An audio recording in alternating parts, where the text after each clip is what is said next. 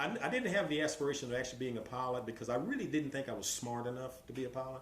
Because one thing one thing that people like me during that time as kids going through that particular type of life, the segregated life and being looked down upon, is the fact that you don't really realize what your potential is. I didn't at the time. I got to stop you right there. Yeah. When you say look down upon, I mean, Oh yeah, we were. This fascinates me, and I think it's very important for historical value to explain what you were meaning there. Look down upon, when I say that, I meant that you were looked at as not being equal to the white people, to put it bluntly. Okay, because total, I don't know whether you experienced total segregation now, but anyway, everything was segregated. The water fountains, the lunch counters, the theaters, the movies, the churches, the cemeteries, hospitals, everything had the signs on them, colored, white. Right. Those are the two signs, and every time you went somewhere, you look for those signs. I don't care where you were going, hospital, colored waiting area, white waiting, theater, we had to sit up in the balcony. Couldn't sit down with the rest of the people. Not only could sit down, we bought our ticket in some of the theaters, right? Well, they were all segregated, but some of them had this thing where you went up the front, you bought the ticket, you walked around to the side, and there were stairs going up to the balcony, outside stairs. And those stairs really, really were the fire escapes for the people up there, okay, that were sitting in the balcony, okay? We couldn't go in through the regular doors and then walk up the indoor stairs to the balcony. We got the ticket, walked around to the side, and then went up those stairs. Now, different theaters, I'm just using theaters as an example. And different theaters had different formats. And some of them had the stairs where as soon as you went the door, there were the stairs to the balcony, so you could actually go inside in the lobby to buy the popcorn, and then go up, okay? And talking about the popcorn, in the outside stair thing, they had people come up with the trays. You want a drink? Want some popcorn, candy bars? They would bring it up to us, okay? But anyway, I'm just using the theaters as an example, but similar difficulties were experienced in hospital waiting rooms. Funny thing, I just saw on Facebook a buddy of mine, Cachetti. I don't know whether you know John Cachetti. He's one of the Fields guys. Cachetti's from Brooklyn, New York. Real nice guy. But anyway, he puts on As We Were things. Anyway, he had a picture of a Woolworth counter in a Woolworth store, dining counter, And he says, "Hey, does anybody remember that? Remember this?" Yeah. Man, he left the door wide open for me. I'd like to see, click, click, click. Yes, I vividly remember that. I vividly remember having to go to the end of that counter to buy my mama taking me to the end of the counter to buy whatever we wanted, the hot dogs or the hamburgers or whatever, and all these empty stools there. We couldn't sit in those empty stools. See, we had to buy ours and walk away and go eat down at another, standing up in the store, basically. Or we normally got it when we were leaving.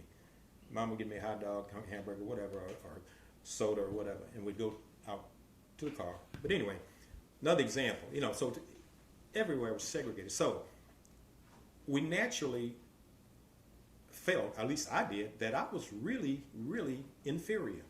I'm thinking, man, they got to be smarter than me. They got to be more intelligent than me. They got to be wiser than me.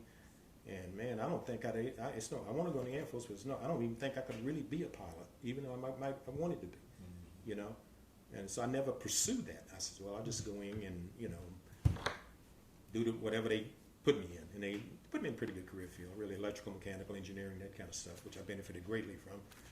Got a degree in it and went to college at night and that kind of stuff. But anyway, so getting back to your look down on thing, that's what gave us this feeling that we were being looked down on because they had the goodies, we had the baddies.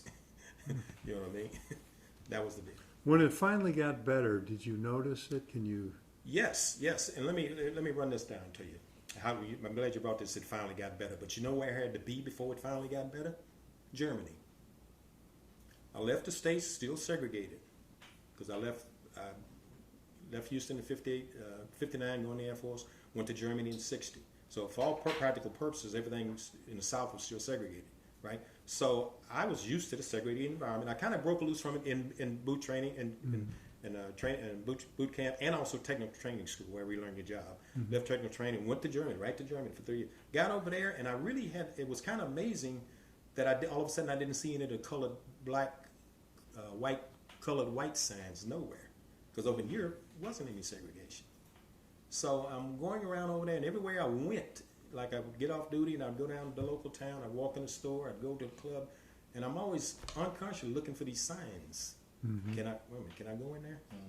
You know what I'm saying? Mm-hmm. And then finally, it's absorbed the fact that, man, you're not back in the States anymore. You're in Europe. You're in Germany. They don't have that stuff, which was great. Then it dawned on me, wow, finally in an integrated society.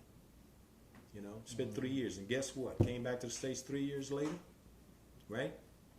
Went home to visit Houston, and I still heard some of my folks talking about places that they had to take the signs down naturally, but it was under the table segregation. In other words, if you would go to a restaurant and you'd order something in particular off the menu, it wasn't uncommon for them to say, well, right now we don't have that particular dish. Well, okay, fine, can I have that? Well, we don't, I don't think we have that either. The message was, we don't want you in here. So it was subterfuge is what it was, for a long time. And it's still some of that going on today. Just using different tactics, I call them, different techniques. You know what I'm talking about? Mm-hmm. And I think it'll be that way. Don't get me wrong, we have made tremendous strides, race relation-wise. Tremendous strides. In fact, I get kind of frustrated when I hear some of our people, younger people, complaining about, well, they won't let me do this because I'm this color. They won't let me do that because I'm this color.